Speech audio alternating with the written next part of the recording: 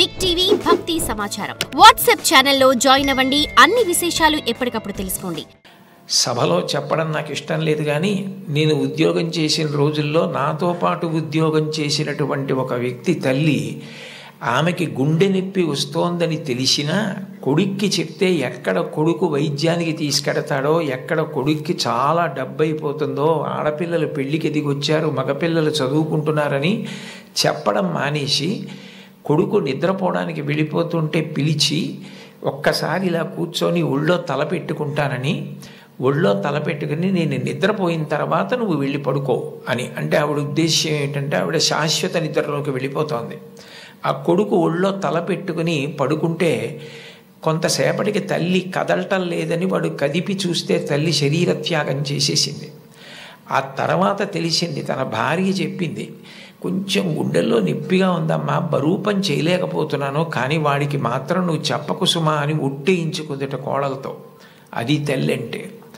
అమ్మ అంటే అంతటి ప్రేమైకమూర్తి. అమ్మ లాంటి వ్యక్తి జీవితంలో ఇక దొరకదు.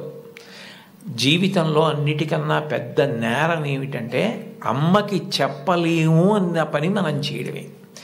ఏ పని మనం చేస్తామో అది అమ్మకి చెప్పగలగాలి.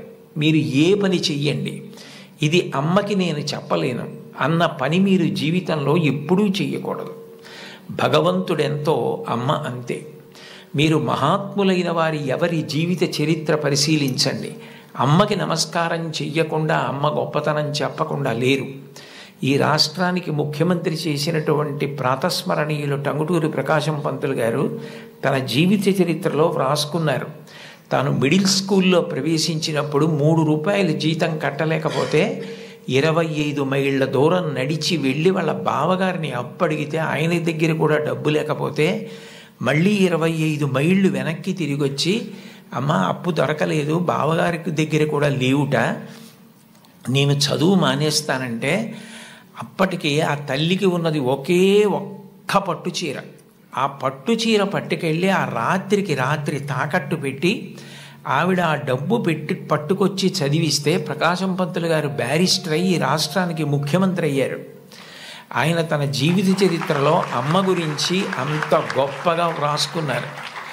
ఏపీజే అబ్దుల్ కలాం గారు, ఆయన పేరు చెప్తే పిల్లలు పరవశించిపోతారు. కాకినాడలో ఒకసారి నేను గోశాలకు వెడుతుంటే సాయంకాలం వేళ పిల్లలు స్వచ్ఛందంగా, అదేం ఎవ్వరూ నిర్వహించింది కాదు, వాళ్ళంతట వాళ్ళుగా బయటికి వచ్చి కొవ్వొత్తులు పట్టుకుని ఎడుతున్నారు కొంతమంది. నాకు ఏమిటి ఇక్కడ ఏమీ కనపట్టలేదు, ఇక్కడ ఏమీ నినాదాలు లేవు, నడిపిస్తున్న వాళ్ళు లేరు, పిల్లలు ఎందుకు కొవ్వొత్తులు పట్టుకుని వెళ్తున్నారని నేను వాళ్ళని అడిగాను, ఏమ్మా ఎందుకు ఎడుతున్నారని. మహానుభావుడు అబ్దుల్ కలాం గారు శరీరం విడిచిపెట్టేశారండి, అందుకని కొవ్వొత్తులు పట్టుకుని ఎడుతున్నా ఉన్నారు.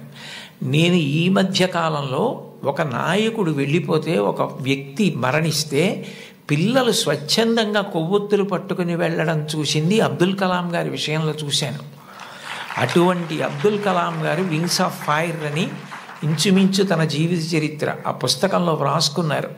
2వ ప్రపంచ యుద్ధ సమయంలో గోధుమలు రేషన్లో దొరుకుతున్నటువంటి రోజుల్లో అమ్మగారు రొట్టెలు ఒత్తి పిల్లలందరికీ పెడుతుంటే అందరి తలో 4 రొట్టెలు తినాలి. ఆ రోజు రొట్టె కూర బాగుందని కలాం గారు ఇంకో రొట్టె వేయి, ఇంకో రొట్టె వేయి అని తిన్నారు. అప్పటికి చిన్నవారు, చదువుకుంటున్నారు.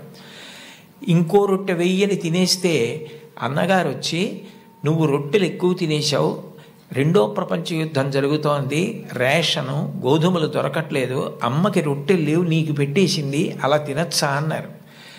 అమ్మకి తినవలసిన రొట్లు తాను తినేశానన్న న్యూనతాభావంతో కలాం గారు వలవలా ఏడుస్తుంటే తల్లిగారు వచ్చి గట్టిగా కౌగిలించుకొని, నాన్న నువ్వు తింటే నేను తిన్నట్టేరా, నాకు చాలా సంతోషంగా ఉంది అంది మా అమ్మ. అమ్మ ఒకరోజు వస్తుంది, ఆ రోజు ఈ కలాం ఈ శరీరాన్ని విడిచిపెట్టి నీకు నమస్కారం చేయడానికి వస్తాడు. On the day of the final judgement అని రాసుకున్నారు ఆయన.